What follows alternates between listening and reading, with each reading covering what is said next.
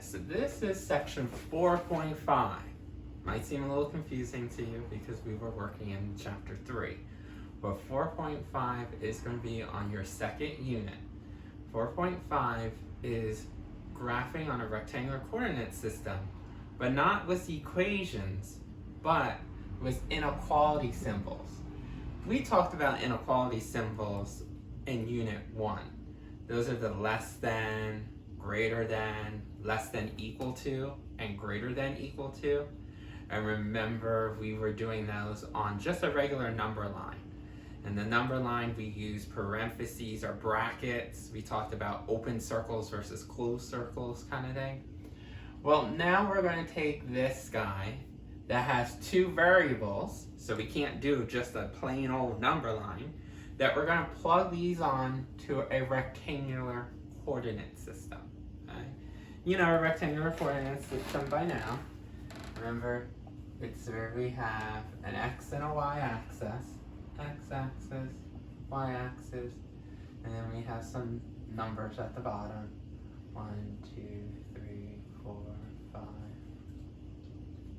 1, 2, 3, 4, 5. And then 1, 2, 3, 4. So I'm just doing this. Luckily on the test, since it's on Alex, it's already numbered for you. And you remember this was your x-axis, and we already talked about how this line is your y-axis. So our goal is to take this and figure out how to graph it on here. Now, there's two parts to this. When you have inequalities, we first have to graph what we call a borderline. Basically, it's a line that will cut this into two parts. Okay? The second part is then we have to shade in one half of the problem. Now, why do we have to do any shading? Because with inequalities, we learned that we can have infinite amount of solutions. If I gave you the basic one, remember how we would say, hey, how about y is greater than 3? Tell me what answers would be y greater than 3. We would know 4, 5, 6, 7, 8, 9, all the way up to positive infinity. So we have multiple answers. So when you see this symbol, we have multiple answers that would make this a true statement. So we have to create a borderline to separate where good answers are, and then the other side be where bad answers are. We'll call it true versus false side. So we need to draw some type of line to cut this into two pieces, and then one piece will have to be the true side, and the other piece would be the false side. We will shade in only the true side to show that there are multiple answers that will make this a true statement. Before we do shading, let's talk about how to graph.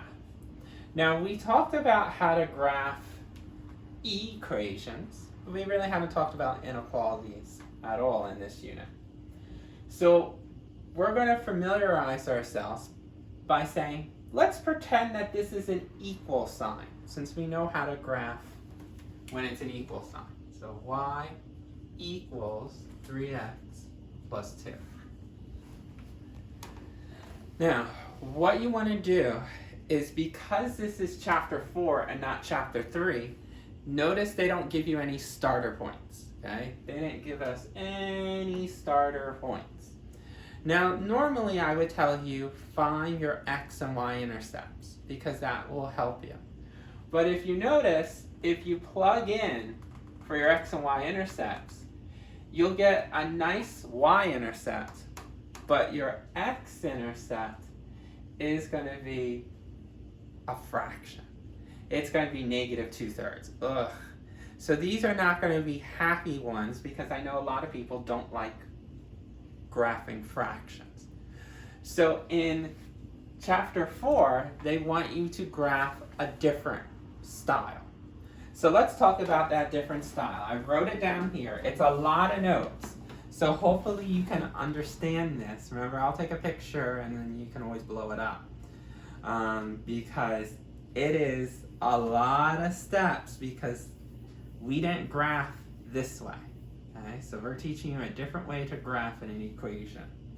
So our first step, when it says graphing inequalities and we don't have any starter tables, we said pretend that you have an equation. How do you pretend it's an equation? Just make the inequality symbol, you know, the greater than or less than symbol, and just make it an equal sign instead. So you notice I did that for the problem up on the board.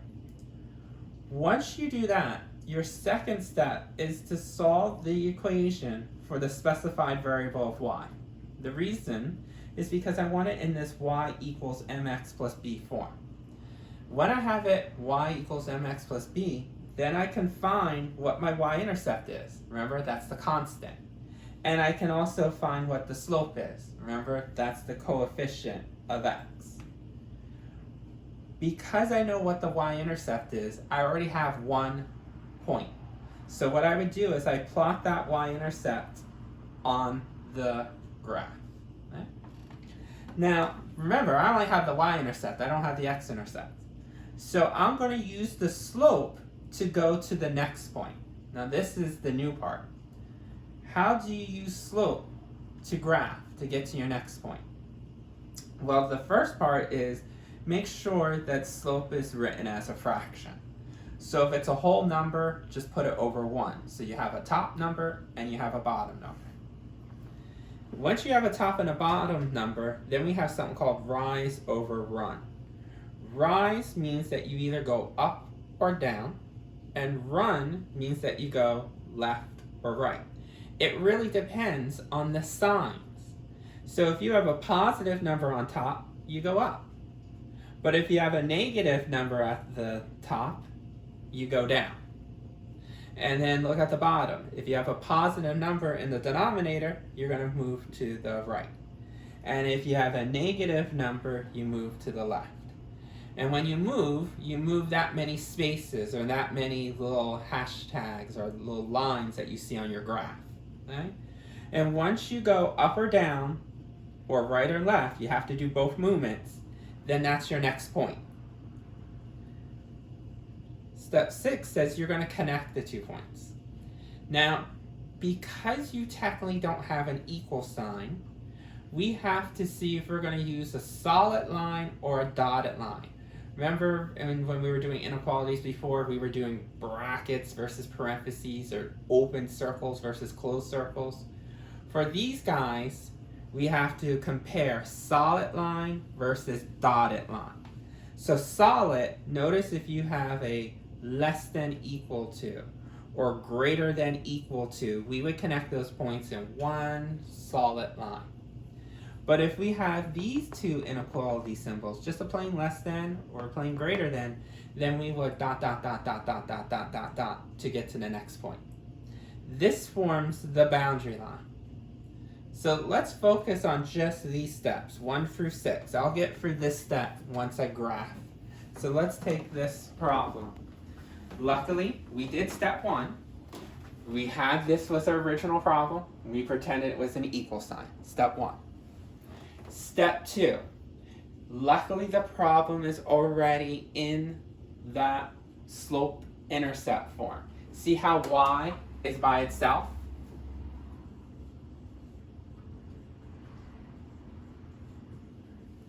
If y was not by itself, we already talked about how to get y by itself. Underline y, move anything that's added or subtracted to the y by doing the additive inverse, and then dividing every term by the coefficient of y. Luckily, y is by itself. And the reason why that's important is because, remember, once it's y equals mx plus b format, we know what the y-intercept and we know what the slope is. We just have to, once y is by itself, get the coefficient of x for the slope, and the constant is your y-intercept. So here, this is your slope. This is your y-intercept. To write down slope, we know that's going to be m, because that's shorthand for slope, equals 3. And for the y-intercept, remember, it's an ordered pair, where it's always 0 for the x, and then whatever the constant is, that's going to be your y, or some people call it the letter b. So now that I know what my y-intercept is and what my slope is, that was step 3, find the y-intercept and slope. Step 4 says plot the y-intercept on the graph. So remember, this is an ordered pair. You know how to plot ordered pairs. Remember, this is your x, this is your y. Find x on your number line of 0. We know that's going to be here. And then you rest your finger, and then the y will tell you either go up or down. If it's positive, you go up. So from where your finger's resting, we're going to go up 2 units. 1, 2. So this is our y-intercept. Makes sense because y-intercept has to be on the y-axis. That's what a y-intercept does. It's a point that's on the y-axis. Okay? So it has to be somewhere on this line. So that's why 0, 2 is right there. But how do we get the next point since we don't have an x-intercept? Well, it tells us use the slope.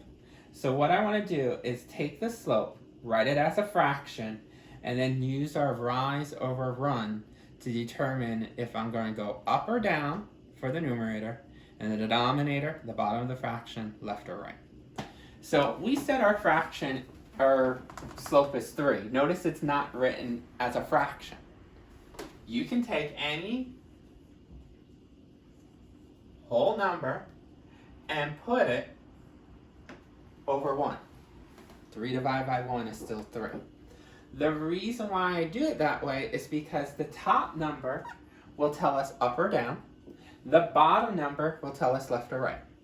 Notice the top number is positive. So that tells me I'm going to go up 3 units. And notice the bottom is also positive. So that tells me I'm going to go to the right. But just 1 unit. Now the question is, from where is my starting point? We told you that it is based on here. I'm right now at my y-intercept. I want to go to the next point. So you always start from wherever your y-intercept is.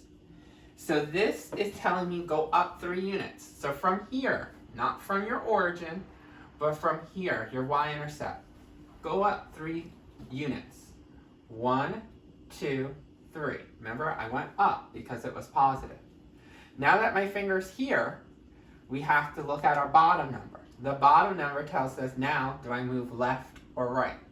Because it's positive, we go to the right, and we just go over 1 unit. Okay, so notice I just over 1 unit. That's your next point. Again, up to the right. Up 3 units from your y-intercept, 1, 2, 3, and over to the right, 1 unit. Remember, our slope is positive. Remember, m equals 3. So you've got to remember those 4 pictures. Remember, slope, when it's positive, goes in this direction. See how when you go from left to right, it increases. Okay, so make sure that when we connect these, it looks like a positive slope because our original slope was just a 3, positive. So now that I got my next point, we need to now connect those 2 points. How do I connect? I either do a solid line or a dotted line. So I have to look at my original problem, the one that had the inequality symbols, not the equal guy, because I have to see, do I have this, this, this, or this? Now let's look at our original problem, and you can see, ooh, it's not underlined. It's a plain greater than. So that means I'm going to connect dotted. Usually when I have this as a test question, if you're doing this by paper and pen first, the first thing I always tell students is look at the symbol and write down if it's going to be dotted or solid. The reason why is because you get so into connecting these points, a lot of people just automatically assume that it's always solid, and it's not. You have to pay attention. So a lot of times before I even get down to here, I usually ask people, is it going to be solid or dotted? So that helps you remember. Oh yeah, don't connect right away. You got to remember it's dotted. So draw a dotted line. So you're just going to do little dots, little breaks into the line. Okay, so it doesn't look like it's a big solid line. So just keep on doing this. At least Alex will help you. I don't have good straight lines here, but hopefully you can see that's a dotted line. It's not a solid line. Now, this breaks up the graph into two areas. It breaks up anything below this pink dotted line and everything above this pink dotted line. Or some people might want to say to the right versus to the left. One of these areas will represent true. One of these areas represents false. On Alex, you have to shade in this or this. But instead of guessing and have a 50-50 chance of getting it right, we gave you steps to make sure you always get it right. So let's now talk about how to actually shade. So we did the first part, graph. Let's go down here to this purple shading. So shading, it tells you the first thing you need to do to shade is you grab a test point. Now what's a test point? It's any point that's not on that boundary line. Okay, it could be anything. I usually recommend 0, 0 if available. How do you know it's available? That borderline doesn't go right through the origin. If the borderline goes straight through the origin, that 0, 0, then you just have to pick another point. Pick your favorite point, like 2, 2 or 1, 1. Try to pick easy numbers, because once you pick a test point, you're going to have to plug it into the inequality problem. So we do recommend to choose simple numbers, like zeros and ones and twos. Don't pick negative numbers. Definitely don't pick fractions. You know, don't do negative 89, negative 100. Try to keep it small. So if 0, 0 is available, or something else that you like, you're going to plug it into the original inequality problem. Don't plug it into the guy that you did the pretend equal sign. Because we're shading, you have to plug into the original inequality problem. We need the inequality symbol. When you plug it in, you're going to determine true or false, because you're plugging in both x and y at the same time. Because you're plugging in x and y, you're going to determine by simplifying, do we have a true statement or a false statement? What you do is you find that test point on the graph, and then whatever you got on step 2, you mark it as either true or false. It really depends on what you get in step 2. If you get a true, then make sure you mark the test point with a little T on top of it. If you get a false statement, then put a little F on the test point. Once you know if it's either true or false, remember, the graph is broken up into 2 pieces. One part will represent true, one part will represent false. So you shade in the area that will represent true. If your test point gives you a false, then you know you have to shade the other side of the graph, because we're only allowed to shade the true side of the graph. Okay. So, that was a lot. But, it's 4 steps. Now that we got this, find a point, any point, that's not on this pink boundary line. So I told you, let us try 0, 0. Where's 0, 0? The origin. That's my test point. See how it's not on the pink dotted line? So that's a test point that we can use. So we're going to plug in 0, 0. Remember, this is the test point. So that's step 1. Pick a point that's not on your boundary line. Step 2. We're going to take this 0, 0 and plug it into not this guy, because he wasn't the original problem, but this one, the one with the inequality. So every time we see an x and every time we see a y, plug in those values from the test point. Remember, this is x, this is y. So our original problem was y is greater than 3x plus 2. So every time I see y, plug in a 0, because that's my test point. Every time I see x, plug in a 0. Because there's no more letters, all the variables have been plugged in, we're going to get either a true or false statement. So this side, 1 times 0, is 0. And this side, 3 times 0 is 0. 0 plus 2 is 2. Look at that and determine if that's a true statement or a false statement. Is 0 greater than 2? Think about it. If you're not sure, always pretend that you were dealing with money. Alligator is always going to eat the bigger meal. So would you rather have $0 in your pocket, or would you rather have $2 in your pocket? I know me, I'd rather have $2. So this is the bigger meal. Notice the alligator is not eating the bigger meal. If it had a choice of 0 chicken or 2 chickens, why is it eating nothing? So this is a false statement. Okay. Now that we determine true or false, step 3. Where your test point is, put either a T or an F. Because this is false, I have to use the F. If this came out to be a true statement, then you put a T here. But for us, since this is false, put an F right on the test point. Now on Alex, you can't put letters on it. But remember, we told you for homework or for quizzes and for tests, you want to have your scrap paper. You're going to do this on your scrap paper first, so that way you can plug it into Alex when you're done.